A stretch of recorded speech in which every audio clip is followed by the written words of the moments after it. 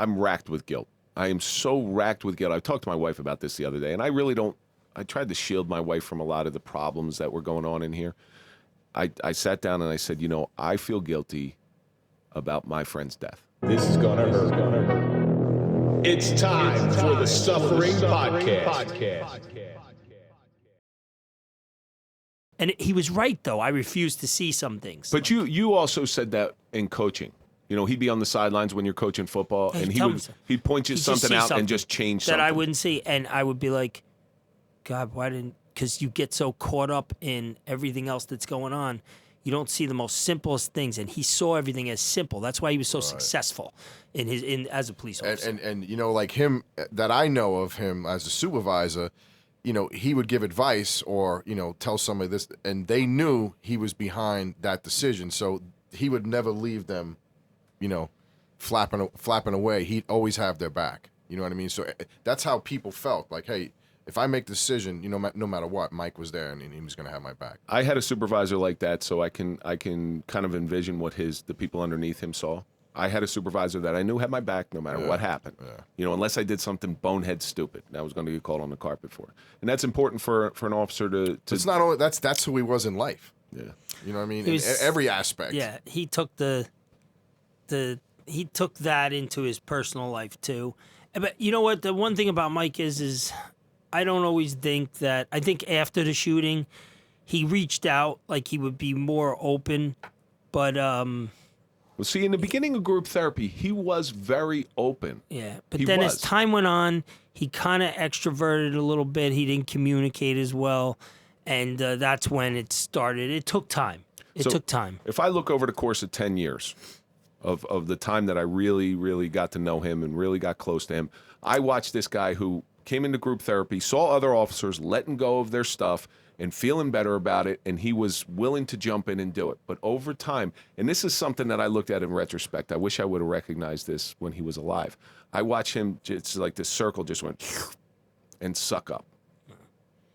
But he never really took the time to heal himself. Yeah, he was healing everybody You know else. what I mean? But the other thing, he was worried about it. Yeah, you're right. I really think that it wasn't working, Well, for a short time it did. I think for a short time. It worked. It's like, it worked a little bit, but then he needed more because in his mind it was complicated. It was just really complicated, and he never got past that. That's where it starts right there. He never couldn't get past that, and then all these other things in his life happened, and it just piled on the rabbit, and everybody has a breaking point. So when he came in on episode 9, and there was that ebb and flow, and you can feel it when you're in the studio with somebody who really just is, you just have an energy together. I know both he and I lost our purpose when we lost our job. So when he agreed to come on and be the co-host of the show, I know the purpose that I felt. Even way in the beginning, I felt that purpose, and I think for a short time he did too. No, I think he did all the way through because I remember the first time I was on the show. It was in the beginning. It was, take your shoes off, come in the basement. It was really weird. But we get down there. Well, I wanted to play with your feet underneath the table. I kept my socks. It's just, take your socks off. No. Put your big toe in my mouth. Oh, God, it wasn't that bad. Yeah, take it but to another level. he was so happy to have me up there. Yeah, he was. It made me feel Both like of you. It made me feel like $1 million bucks. You could see him on the front, like He you was could see his happy. face. He's like, these are my guys. Like if he really loved you, you know what I mean? And he was so happy, so proud of what he was doing. And he couldn't stop talking about you. Like, and I had to hear, before I met you, I had to hear about Kevin. I you know me, I'm kind of like, I'm a little abrupt. Would you say I'm a little abrupt sometimes? But I was like, if I hear about this guy, Kevin, what are you banging this guy, Kevin? What the fuck? It was like, what is this guy? He walks on water. Then I met Kevin. I was like, oh, maybe. But he did the same about you guys. Like I can remember the approach. So we were trying to get you in for a while, but you had commitments with your kids and coaching and stuff like this. And then when you came in, and I could see you coming down the basement. He says he's a war vet, big war hero, had to do some bad stuff over there, Hoboken, and this is exactly what he said, and he's out of his fucking mind. Really? In a good way. And boy, he did not disappoint on that description. And I got to sit next to him, right? Every time we're on the show together. Who knows what he's capable of? It's in a good. I love you, Bob. But Andrew's gonna get it tonight. But Can we double team him? Oh, sorry. when you Sorry, came, kids. you came in first, and like I said, you were like 17 or 18. I think you were 18, and you had this amazing story. But I remember I was all over the place. I remember, yeah, you were tough to edit. I was still coming off like You living it.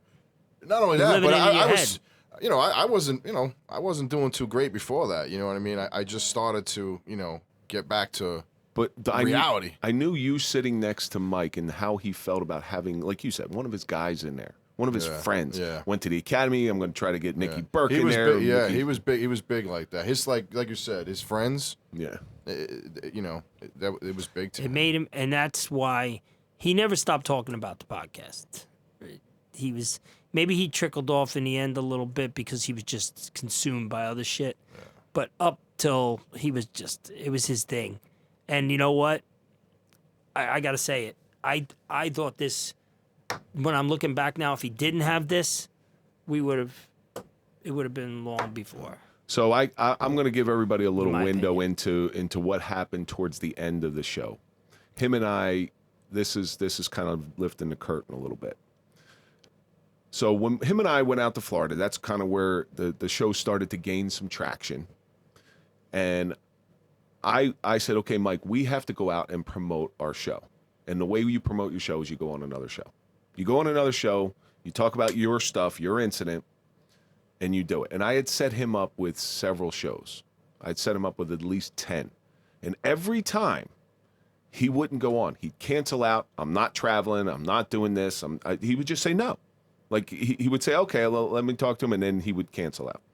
So after about 10 of them, I just stopped doing it. And I would try to help him along. I'd say, Mike, you got to get your social media in order. You got to do all this stuff. This is a business. It's fun for us, yes, but this is a business too, and it's going to grow the show. What's good for you is going to be good for the show. And towards the end, I know he started getting a little aggravated at me because I would go out and do these shows and promote these shows. And I remember once he said to me, he goes, well, I got a story too. And I said, Mike, I set you up with like 10 podcasts and you keep canceling out. Well, they're here. And it was always an excuse. And I never understood why he got so aggravated at that.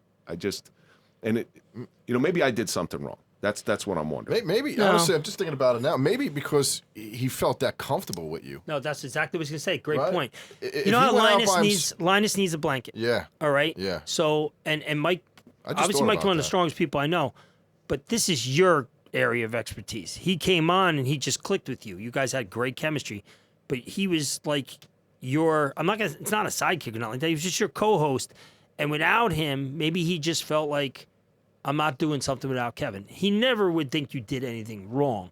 I think it was just like he needed you. He needed you. Just like you I need a just thought about partner, that. sometimes you Yeah. need a real solid partner. You know what I mean? He did say something like that. He goes, shouldn't we be going on the show? Exactly, because it was to did him. say It wasn't that. solo.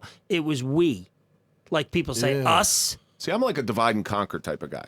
Well, when me and Mike were marching the other day in the Rainbow Parade, we were us, Yeah. right? We were we. And we we're were all one. about support, baby. one. That's a good pronoun. what we do. You're a we. No, you know what? We've spoken about that, and I don't know. It just clicked in my head. Listening to you right now, that might have been why. So at the end, know? so also at the end, and this is for everybody watching right now. I leaned because I saw the downslide. We all saw the backslide, and so I leaned into. I became friends with both of you, and I leaned into both of you because I was having these problems that I tried to talk to him. I couldn't talk to him anymore. I couldn't talk to him about this stuff because he would be dismissive, whatever it was. So I kind of leaned on you guys, like, I don't know what you think, because the last thing I want to do is something wrong, something that hurts somebody who I care about. And that's how I felt what I was doing. But I also had an obligation to try to grow the show for us. It was our thing. And then we did that episode. Yeah, well, so that's a big thing. That's a big thing. So let's get a little bit into Mike's backslide. We saw it. The three of us were in constant communication. Constant communication. I think first and foremost, anybody that's going to be tuning into this and listening, they need to look at this as it's hindsight. We're seeing something, Right. and what we're seeing, people can learn from because obviously Not we to didn't. bring out the negative Not side. to bring out the Just negative side, but we didn't do. I personally know I didn't do enough. You know, I know my brand of help didn't work for him because I'm going to tell you why. Something about Mike. Mike knows each and every one of us inside and out. He's very, very intelligent. He knew that my outlook, my mindset was, if you need me, I'm there. If you need my help, if you have a problem, recovery, addiction, anything else, depression, I'll be there for you. But if you don't ask, I don't know. Yeah, You know what I mean? wouldn't And he reach knew out that to about me, so Yeah. he wouldn't reach out. Yeah, he right, wouldn't do for it to that. me. So, in my mind now, knowing what I know and all the regret that I have because of it, I should have attacked. And I should have said, I'm going to come out of the box. And I'm telling this to everybody that's listening. If you think you're a certain way, do something different. I should have went to him. It's stuff that we have to live with. It is stuff Yeah. because I'm racked with guilt. I am so racked with guilt. I talked to my wife about this the other day, and I really don't. I tried to shield my wife from a lot of the problems that were going on in here. I sat down and I said, you know, I feel guilty about my friend's death. I feel complicit. I feel like I could have done something else because we saw him start to ramp up his drinking.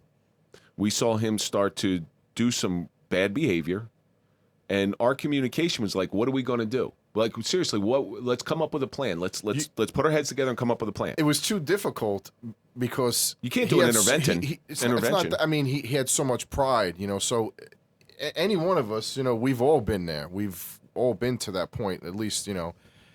I don't think it'd be very difficult to tell him. And you know, I remember things that we discussed, like you know, maybe going to him and you know getting a little, hey, we got to go. So as about 2 weeks prior, or about a week prior, our plan was to go over his house and either have a discussion with him or beat him into submission. Mike, tell me I'm wrong. It would have been tough, though. I mean, But he would've because he if we would've- would have all got together collectively as a group and approached him and said, Mike, you need some help. I felt you were the only person that could maybe. Yeah. That's some that's impact. my Not that I'm putting it no on, no you know what I'm no. saying? That's Like- my biggest form of Yeah. regrets because I should have, and I think about it. I think about it quite a bit, and I don't tell anybody. I'm saying it now, but I should have went to him. I should have been relentless in my approach to help him, and I believe in myself. You know who I believe in more than anybody? Me. I really do because I've been through so much, and I got there. That I may have been able to make the difference. I may have, and that's the one thing in my mind. Now, it's not a football game, right? So we can't take the team in the end zone afterwards and say, you left it all out on the field. You got nothing to hang your heads about. My best friend fucking died. He killed himself, and I could have done something about it. So I can't sit there and say, even if I did everything, We I'll didn't never leave feel it that out. way. That's But we the- didn't leave it out That's there. the problem I have. That's the problem I have too. I didn't leave it out there, and even if I did, I'd still feel terrible. But I didn't because I was so steadfast in the way I think. Well, you know how I think. It's Would you the have way it felt the is. same way if he came down with liver failure from drinking too much? No, I probably would have been like, let's get you on the fucking donor list. I don't know. You know what I mean? So Right. let's point. There was a solution. a Chance. There's a difference in drinking yourself to death than shooting yourself. You know what I'm saying? There's a huge difference.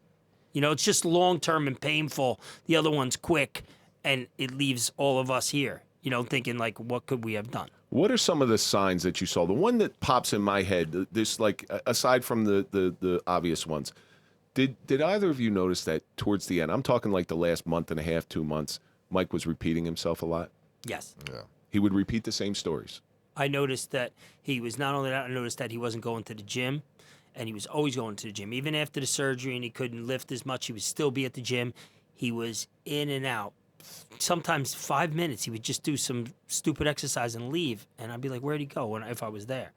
And I not caring about the way he appeared, he was always he was not a big dude. He was just a in shape guy. He was jacked up. And Well, his stuff like neck that. was the cause of. His neck was the cause of that, but he still could work out. Yeah. And he just sort of buried himself in he messed with the alcohol. We all know that.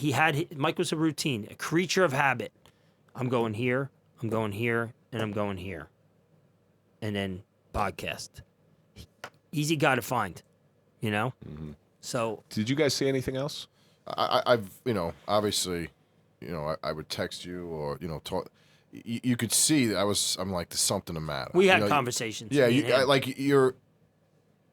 We're looking at that. We were there, like, so You guys would text me after Instagram Lives, going, what the fuck? like, yeah. I'm like, hey, something's You know up. what I would could think see. about? We'd be talking about it. So now, I know I can say this, but he's probably one of the most aggressive people I know, and I think he feels the same way about me. And I'm But soft. we didn't do. You are a cupcake, but you're pretty. But we didn't. We talked more instead of doing. You know, in a sense, we did the one thing we did. We tried to do our little sneak attack in here. So brings up a good point. So you had noticed, I think there was an argument that happened at a bar. Was that how this conversation was brought up? I heard that he had an argument in a bar with somebody.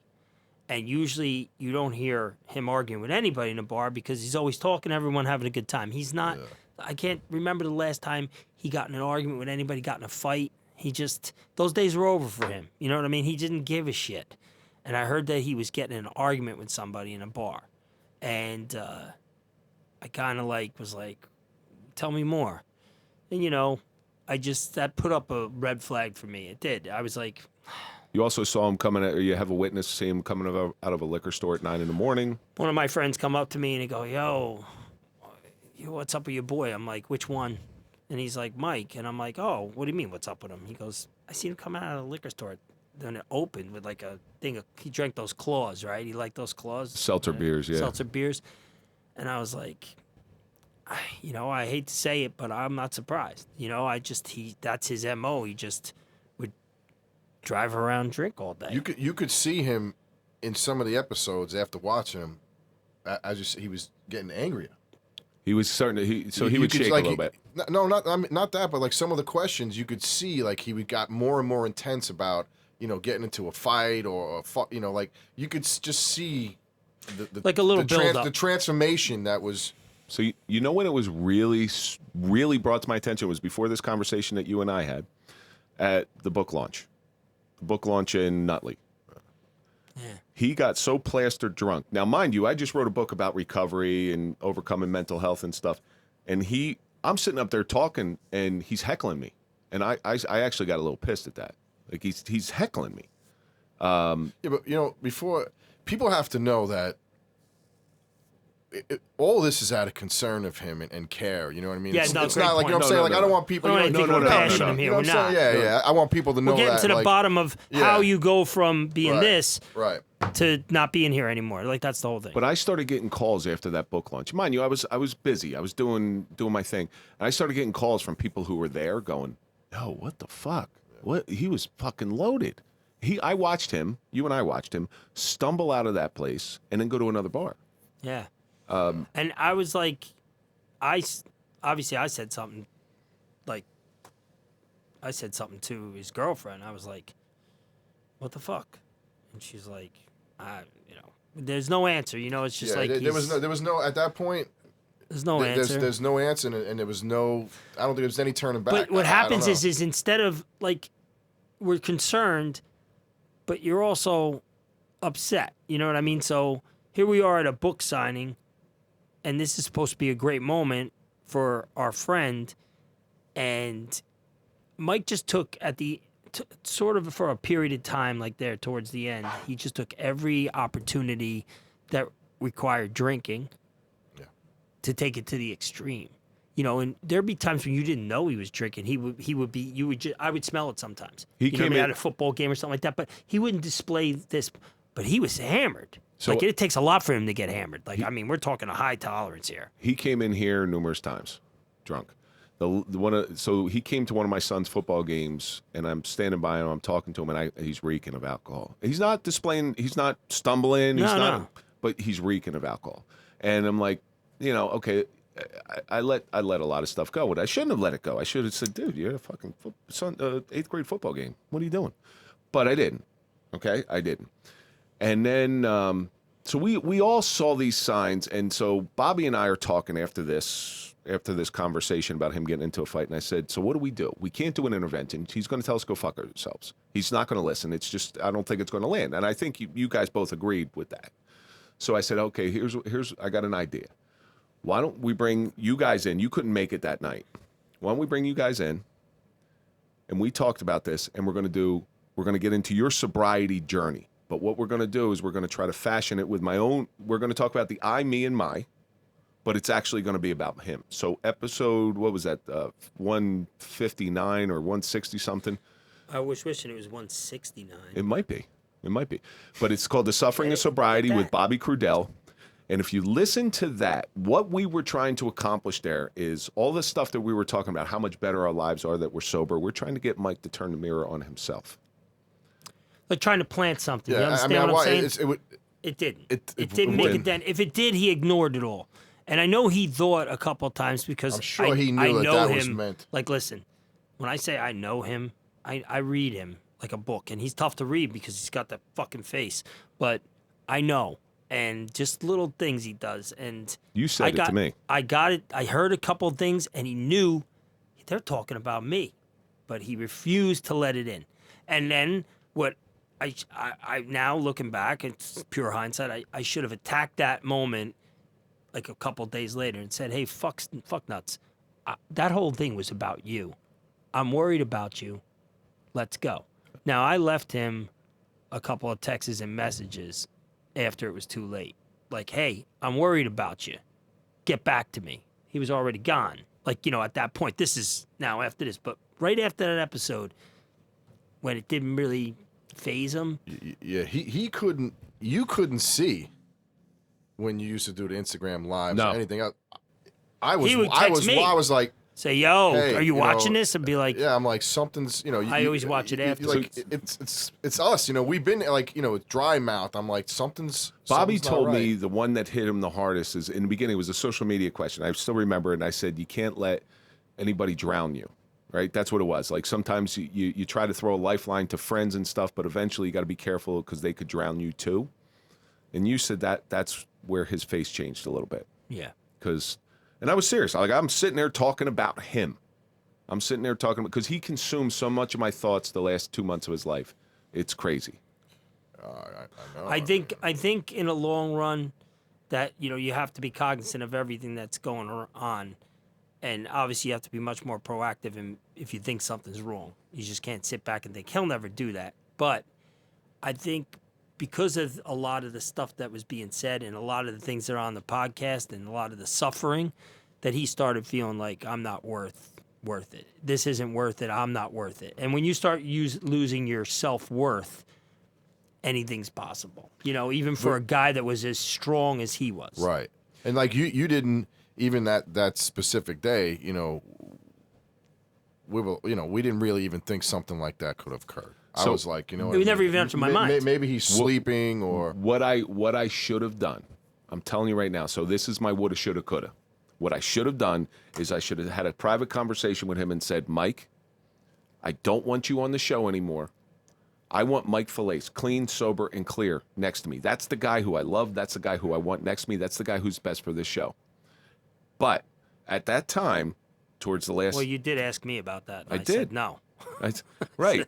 We've had conversations about this. I should have done that, but I saw his life imploding. He was having some family issues. He was having some relationship issues. And I saw this as his stability. Like, this is our Wednesday night thing. This is where him and I get together. And if I take that away from him, not like I got any power, but if I take that away from him, he's gonna destroy himself. And I can't. I said that to you. I said I can't have that on my conscience. But deep down inside, he knew that. And go to back when he was talking before. That's why, if him or I might have went to his, it would have been different with you. You know what I mean? It's a different relationship. If we would have went there, it would have been like, oh shit. I knew he would have gotten pissed off at me, but I was too. Because he would have known that something he loves. I was too afraid to lose a friend. You guys were in a relationship, Right. like, you know what I mean? Yeah. Like This listen, is something he loved, and he knew you could. so I know now, and it pains me to say it, that if I went to him, that it may have made a difference. Like if I had actually went to him and said, Mike, you need to talk to me. I need to talk to you right now. You need to sit down. I need to tell you this shit. I'm going to be on you. We're going to do this every fucking day. And that's what I wish I did, because he needed that. And I didn't do that. Like I didn't do it. And I keep asking myself, why? And this is what happens in these situations. We all got these question marks. We didn't. But you said it in your episode, The Suffering of Sobriety. You said it. If you were to, when you were full-blown alcoholism, and you said, hey, you're hitting it kind of hard. Shut up, Michael. Mind your own business. Those are your exact words. I did. And so that's how I viewed what he would do. This is a true story. That's a true statement. That when I said it, it's because he said it to me. He said, dude, he goes, you're going to get in trouble. You're going to lose your fucking job. Like he said that to me. Like we were just out. I was hitting it hard. You know what I'm saying? And he said, dude, you're going to end up losing your job.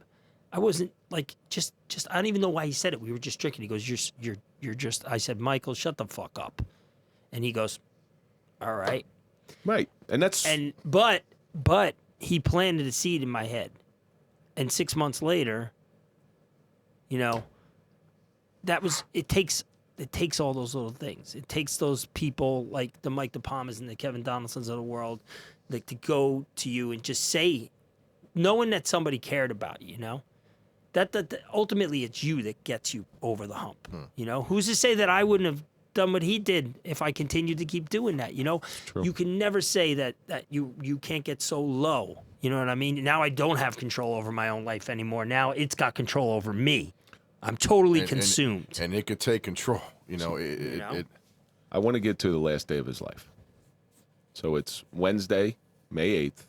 We're recording here.